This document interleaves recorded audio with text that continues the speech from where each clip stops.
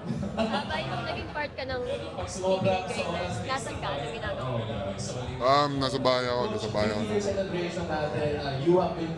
Ay, practice ata kami nun. The next day ko na nalaman eh. Yun. Ano naman sa... Ay, Ano yung reaction nung nalaman mo na kayo? Siyempre, masaya ako na mapabilang sa 50 greatest. Kasi isang karangalan ang mapabilang dito eh. So, ayun.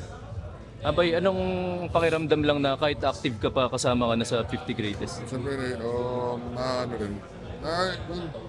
Noong una parang di ako mapaniwala kasi nga mostly sa mga mga greatest retired na eh. So, yan. Pero thankful ako na mapasama sa 50 greatest. So, isang kalangalan yan.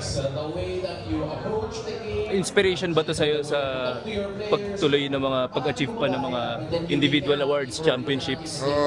Basta ako, gold championship, hindi ko inisip yung mga thankful ako sa mga nauna sa amin yung mga greatest kasi sila yung nag-set ng standard eh. So kami, next generation, kami lang yung sumusunod. So,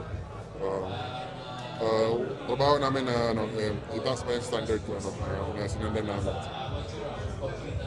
Ang ngayong conference championship ang goal syempre. Of course. Lahat naman every conference goal yung championship. Okay.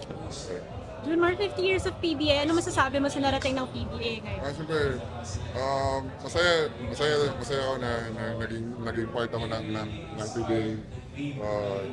Yung PBA nag-i-evolve, like, punod ko yung mga game dati hanggang sa ngayon. So, laki nung bilang part ko ng PBA. So, sa karangalan na mapabilang.